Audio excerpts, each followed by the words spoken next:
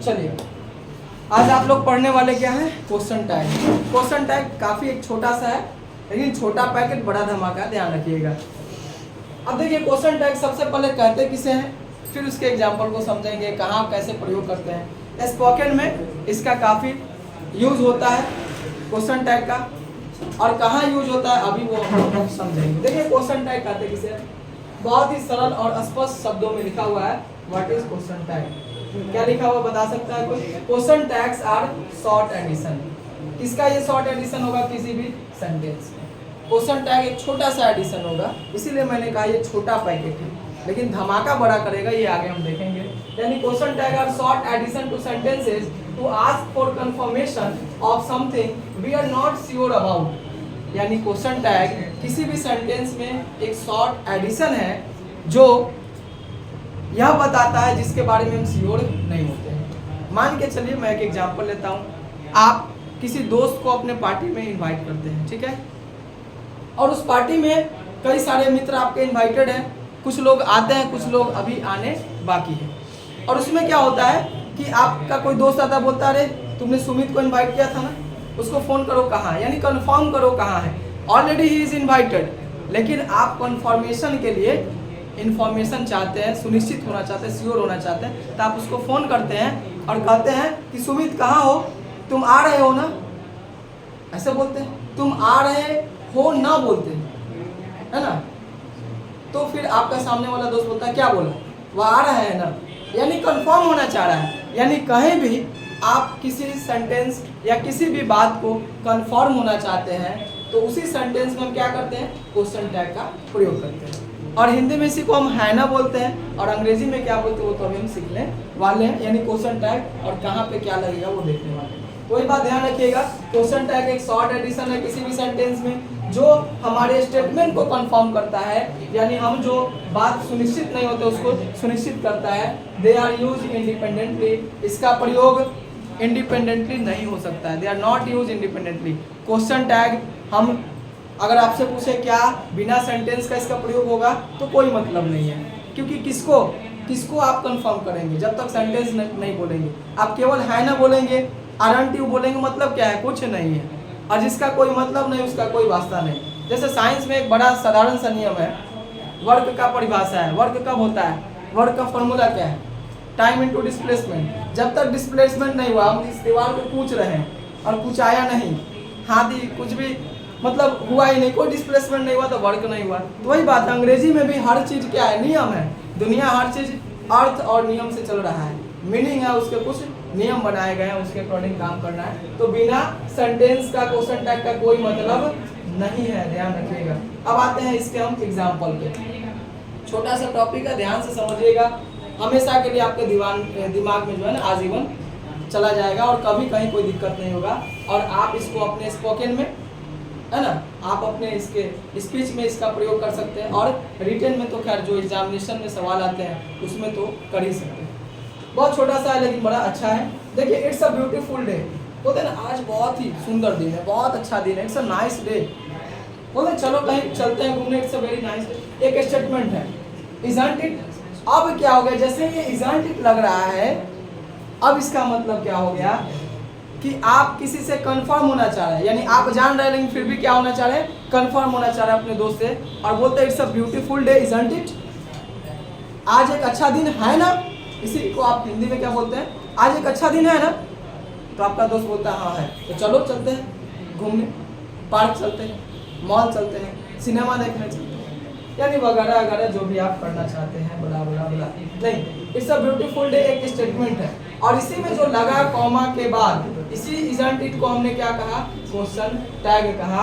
यानी एक स्टेटमेंट है और इजंट इट का मतलब होता है ना, आप बोल सकते हैं, क्या बोल सकते हैं, है ना, और क्वेश्चन मार्क जरूर लगेगा। क्वेश्चन टैग के बाद क्या लगेगा, क्वेश्चन मार्क। नाम ही है क्वेश्चन को टैग करना, नहीं, यानी एक स्टेटमेंट में क्वेश्चन को टैग कर दी, उसी को हम क्या कहते हैं, क्वेश्चन टैग कहते हैं। सरल से भाषा में भी आप समझ सकते हैं।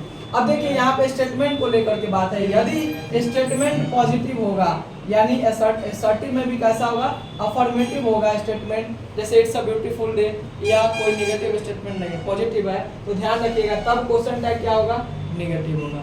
इजंट इट हुआ, लेकिन वही जब स्टेटमेंट क्या होगा, नॉट लग गया, क्या लग गया, नॉट लग गया। देखिए ब्लू लाइन चला गया नॉट के कारण, कोई बात नहीं, दिख रहा है, समझ में आना चाहिए। राधा इज नॉट डांसिंग, यानी राधा नृत्य नहीं कर रही, एक निगेटिव स्टेटमेंट है। और इसमें हमने जो क्वेश्चन टैग लगाया वो इज से यानी पॉजिटिव क्वेश्चन टैग लगाया, और इसका मतलब हो गया राधा नृत्य नहीं कर रही है ना, तो राधा नहीं ना नच रही है, ऐसा बोलते हैं। तो उसी को जब सेंटेंस का स्टेटमेंट निगेटिव होगा तब क्वेश्चन टैग क्या होगा, अफर्मेटिव होगा। जब स्टेटमेंट पॉजिटिव होगा तो क्वेश्चन टैग क्या होगा, नेगेटिव होगा।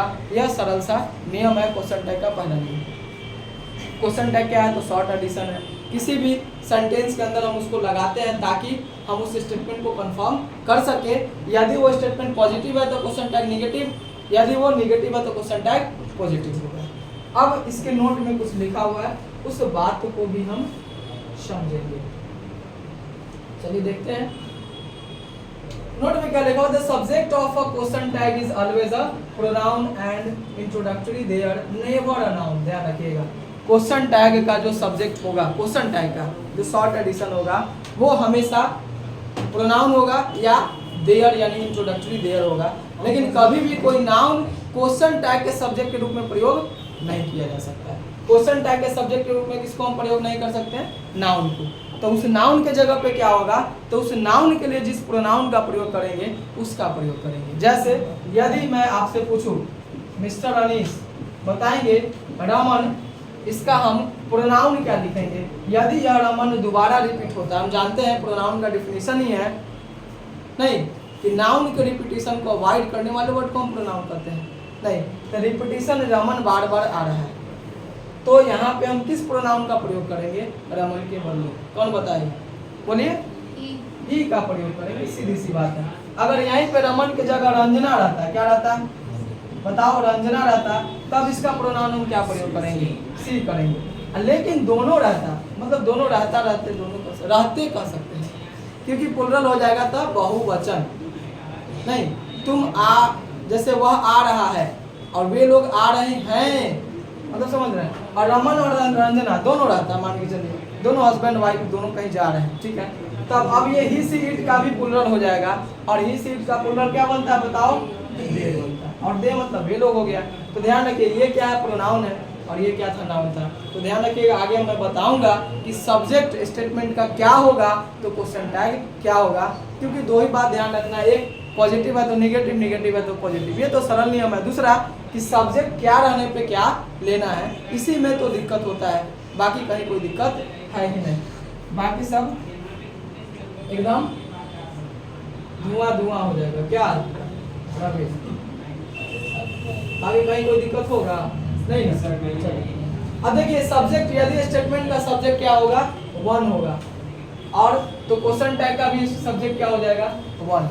अब सोच रहे होंगे यदि वन का मतलब एक है तो नहीं हुआ, वन मतलब एक, वो एक एडजेक्टिव है, न्यूमरल्स है, और उसको हम लोग कार्डिनल्स कहते हैं। 1 2 3 को क्या कहते हैं, कार्डिनल नंबर्स कहते हैं। ऑर्डिनल्स किसको कहते हैं, ऑर्डर वाले को, फर्स्ट सेकंड थर्ड फोर्थ, ये सबको ऑर्डिनल्स कहते हैं। तो यहाँ वन हम जानते हैं कि या तो नाउन या तो प्रोनाउन ही क्या बनेगा, सब्जेक्ट बनेगा। अभी मैं थोड़ी देर पहले बोल रहा था, क्या बोला कि नाउन या प्रोनाउन या नाउन के इक्विवेलेंट जो वर्ड होंगे उसी को हम सब्जेक्ट बनाएंगे। लेकिन यहाँ पे अगर एडजेक्टिव मानेंगे तो काम गड़बड़ हो जाएगा। ये क्या है, वन एक प्रोनाउन है, और इसका मतलब आप कोई कह सकते हैं, क्या, कोई, यानी कोई एक इंडेफिनिट प्रोनाउन हो गया। क्या हो गया, इंडेफिनिट प्रोनाउन। यदि सब्जेक्ट वन है तो क्वेश्चन टैग का भी सब्जेक्ट क्या रह जाएगा, तो वन ही होगा। यदि सब्जेक्ट दिस या दैट है, यहाँ ध्यान दो, दिस या दैट है सब्जेक्ट, तो उसका क्वेश्चन टैग का सब्जेक्ट क्या हो जाएगा, इट हो जाएगा। सम, एनी, नो, और उसके साथ बॉडी या वन लगा हुआ है, जैसे समबडी भी बोल सकते हैं या समवन भी, anybody, anyone, nobody, no one, everybody, everyone, जो भी। तो सब्जेक्ट का, सेंटेंस का सब्जेक्ट वो था, तो क्वेश्चन टैग का सब्जेक्ट क्या बनेगा, दे। यह नियम ध्यान रखना है। यदि उसके साथ थिंग लग गया, यानी समथिंग, एनीथिंग, नथिंग, एवरीथिंग, ये सब लग गया, तब क्वेश्चन टैग का सब्जेक्ट क्या हो जाएगा, इट हो जाएगा, ठीक है। और है, नन है, आइदर, मोस्ट, मैनी, फॉर्म्स, इसके साथ ऑफ लगा हुआ है, और उसके बाद अस है, यू है, देम है, ठीक है। जैसे most of them, either of you, तो ध्यान रखिएगा according to the object. Objective case में जो रहेगा अस है, यू है, देम, ये किस केस में है, ऑब्जेक्टिव केस में है। जबकि इसको हम सब्जेक्टिव केस में अकॉर्डिंग टू दिस लिखेंगे। अगर अस है तो यहाँ बी हो जाएगा, यू है तो यू ही रहता है, और देम है तो दे हो जाएगा, अदर कोई है तो मी है तो आई हो जाएगा। इसके अकॉर्डिंग हम क्या करेंगे क्वेश्चन टैग का सब्जेक्ट में। तो ये बहुत ही BBI है। सब्जेक्ट आपको ध्यान रखना होगा कि सेंटेंस का सब्जेक्ट यदि इसमें से कोई है तो उधर में क्या होगा। बाकी मैंने बताया है कि यदि नाउन है, अगर नाउन सिंगुलर है, एक नाउन है, कोई थर्ड पर्सन सिंगुलर है, लड़का है तो ही, लड़की है तो सी, यदि दोनों मिल गया तो दे। इस प्रकार से ध्यान रखिएगा। यही क्वेश्चन टैग का मेन फॉर्मूला था। अब हम आते हैं इसके एग्जाम्पल पे, और उसके बाद क्वेश्चन टैग का काम खत्म हो जाएगा। बहुत ही शॉर्ट था। एग्जाम्पल्स देखते हैं। आई एम राइट, आरंट आई। अब देखिए आरंट आई लिखा हुआ है, एमंट आई नहीं लिखा हुआ है। देखिए यहाँ ब्रैकेट में मैंने हर बात लिख ही दिया है। एमंट आई गलत होता है, ध्यान रखिएगा। एम के साथ नॉट का कंट्रैक्शन कभी भी नहीं बनता है। आर के साथ बनेगा, इस के साथ बनेगा, एम के साथ नहीं बनेगा। एम तो ये एक आदमी के लिए आया, वो आई के लिए आता है, और सब नियम वही ले लेगा। ऐसा तो भी होता है कि आई कहेगा जो मन वही। मैं बता दूं आपकी जानकारी के लिए कि इंग्लैंड में तो आई के साथ इज का प्रयोग होने भी लगा है स्पोकन फॉर्म में, इनफॉर्मल तरीके से। आने वाले समय में धीरे धीरे अपडेट होगा ही। हम लोग तो ऐसे भी इंडिया में बहुत सारे जो नियम्स होते हैं, जो रिसर्च होते हैं, जो इनोवेशंस होते हैं, वो थोड़ा लेट से आते हैं। हमारा दुर्भाग्य, लेकिन धीरे धीरे बहुत सारे नए नए इनोवेशंस हो रहे हैं। नहीं, हम लोग चंद्रयान-3 बनाए और सफल भी हो गया। रसिया हम लोग से पहले ट्राई किया लेकिन गड़बड़ा गई। इसलिए एक कहावत है, गांव में लोग कहते हैं हड़बड़ी के ब्याह कनपटिए में सिंदूर। नहीं, यानी जल्दी में कुछ काम करिएगा ना तो मान यहाँ टिका जाएगा यहाँ, यानी काम लैंड कहीं और करना था, हो जाएगा कुछ और। नहीं, करना कुछ और रहेगा, वो कुछ और जाएगा। इसलिए जल्दीबाजी नहीं करना चाहिए, सतर्कता रखिए, है ना। इत्मीनान से कोई काम को जल्दी करिए, लेकिन जल्दी ठीक है, जल्दीबाजी ठीक नहीं है, ये कहा भी जाता है। आप लोग भी समझते ही हैं, समझदार में तो आप लोग हैं ही। आई एम राइट, अब यहाँ आरंट आई है। ये स्टेटमेंट क्या था? पॉजिटिव था, तो यहाँ पे क्या बना? नेगेटिव बना। तो ध्यान रखिएगा, aren't I is the correct, लेकिन amn't I is the wrong. I am not right है तो यहाँ एम आई हो गया, कोई दिक्कत नहीं है। He knows a little about her, does he. अब देखिए कहिएगा सर ये स्टेटमेंट तो पॉजिटिव है, तो यहाँ तो नेगेटिव होना चाहिए था। यहाँ ध्यान दो क्या मैं बोल रहा हूँ। ये आप कहिएगा कि he knows little about her, और यहाँ पे डज ही लिखा हुआ है, तो ये तो अगर पॉजिटिव आपको लग रहा है, लेकिन नहीं। ध्यान रखिएगा, लिटिल का मतलब मैंने बताया था, लिटिल का 3 प्रयोग होता है, लिटिल, अ लिटिल और the little. Little, a little और द लिटिल। अब देखिए इसके बारे में मैंने बताया था, लिटिल का मतलब है कुछ चीज है लेकिन नहीं के बराबर, नहीं के बराबर। मान के चलिए, मैं पहले भी कभी एग्जाम्पल दिया रहा होगा, ऑफलाइन क्लास में तो देते ही हैं, कि मैं गया रवि के घर, रवि बुलाया मुझे, और मुझे दही वगैरह खाना पसंद है, और मैं गया इसके घर, और मैंने इसको कहा कि रवि खाना वाना कुछ अगर है तो लाइए, अब भूख लगी गया है, समय पे आ ही गए। या रवि खुद से लाता है, जाहिर सी बात है, सर अगर घर पे आए तो करेगा ही स्वागत, जो भी है। हाँ, स्वागत तो बनता है, आप लोग जैसे बोलते हैं पार्टी तो बनता है, नहीं। तो उसमें लाया सब कुछ, चावल दाल पापड़ तिलौड़ी हिंग हल्दी अचार सब कुछ डाल के लाया, लेकिन दही नहीं है। तो हम कहे चलो कोई बात नहीं, इतना सारा आइटम है तो कोई दिक्कत नहीं, दही भूल गया होगा। लेकिन जैसे ही मैं बैठ के खा रहा हूँ डाइनिंग टेबल पे, तो बगल से पड़ोस से एक छोटी सी लड़की आती है, और वो रवि की बहन से दही मांगती है, और रवि की बहन जो है वो अपने फ्रिज से दही निकालती है और दही एक स्पून उनको दे देती है। अब मैं देख रहा हूँ डाइनिंग टेबल डाइनिंग हॉल में लगा हुआ है, आसपास में फ्रिज लगा हुआ है, और मैं बोलता रवि तो दही हमको नहीं मिलेगा। अब रवि बोलता है, क्योंकि मैं अंग्रेजी पढ़ाता हूँ और वो अंग्रेजी पढ़ता है, वो हमारा छात्र है, और तो इस नाते रवि क्या बोलता है, रवि ने इस नियम को पढ़ा है, और रवि बोलता है sir I have little curd that's why I didn't serve you. अब जैसे ये लिटिल कर्ड बोलता है, मैं समझ गया, यानी कोई चीज़ है लेकिन सर्विस अनअवेलेबल है। यानी कि मान के चलिए दही है, खाने के लिए कम से कम 200 ग्राम 250 ग्राम दही चाहिए, लेकिन दही और जोड़न के बराबर है। जैसे दही जमाने के लिए क्या आता है, जोड़न आता है, और जोड़न के बराबर है, तो उससे मेरा काम नहीं चलेगा ना। तो वह दही तो दिख रहा है, लेकिन उससे नया दही को जमाया जा सकता है, खाया नहीं जा सकता। तो वैसे कोई चीज़ है उसको हम क्या बोलेंगे, लिटिल मतलब नहीं के बराबर। वही जब मान के चलिए मैं बोलता हूँ तो कहीं से अपनी चाची से या भाभी से कहीं से मांग के थोड़ा सा दही, एक कटोरी, छोटा कटोरी में एक बाउल लाता है और एक बाउल दही यानी और लिटिल हो गया, यानी थोड़ा सा दही है। और फिर मैं बोलता हूँ कि अब फिर वहाँ से थोड़ा वो भी हो गया और फिर कहीं से जाता हूँ जोड़न उड़न सब पोछ पाछ करके ले आकर मेरे थाली में रख दिया और कहता है sir I have the little curd which I serve you, यानी मेरे पास जो थोड़ा दही था मैंने आपको दे दिया। यानी द लिटिल का मतलब क्या होता है, जो थोड़ा, और लिट का मतलब हो गया थोड़ा, यानी काम चल जाएगा लेकिन पर्याप्त नहीं है, लेकिन अपर्याप्त भी नहीं है। लेकिन लिट का मतलब क्या है, अपर्याप्त, इसलिए इसका सेंस क्या हो गया, निगेटिव हो गया।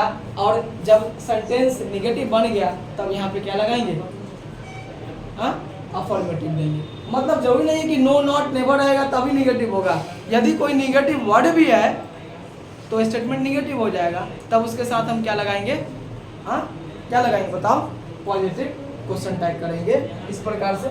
और भी इसके कई एग्जांपल्स आप देख सकते हैं। जो मैंने सब्जेक्ट बताया वो सारे सब्जेक्ट के एग्जांपल यहाँ पे दिए हुए हैं, जिसको आप खुद भी देख सकते हैं। हमेशा ध्यान रखिएगा यदि दो क्लॉज है तो अकॉर्डिंग टू किसी क्वेश्चन टैग विल बी, जो प्रिंसिपल क्लॉज होगा, जो मेन क्लॉज होगा, उसी के अकॉर्डिंग क्या होगा, क्वेश्चन टैग होगा। इससे रिगार्डिंग और भी कुछ इंपरेटिव है जिसको हम नेक्स्ट वीडियो में अपलोड करेंगे, और उसके साथ इससे रिगार्डिंग जो कुछ क्वेश्चन है उसको भी कराया जाएगा। Question tag with imperative sentence को हम यहीं पर आने देते हैं, इसको नेक्स्ट पार्ट में अपलोड भी किया जाएगा। और उसके साथ इसके रिगार्डिंग जो सवाल पूछे जाते हैं एग्जामिनेशन में उसको भी कराए जाएंगे। चाहे कोई भी एग्जामिनेशन, ग्रामर पढ़ रहे हैं तो बोर्ड के लिए भी, 12th के एग्जामिनेशन के लिए भी है और कॉम्पिटिटिव एग्जामिनेशन के लिए भी, जहाँ भी रिगार्डिंग क्वेश्चन टैग कोई सवाल आएंगे तो वो सवाल आपको जाहिर सी बात है बन ही जाएगा, छूटने की बात है ही नहीं। मिलते हैं हम लोग फिर नेक्स्ट क्लास में नेक्स्ट वीडियो के साथ, जल्दी मिलते हैं। जय हिंद।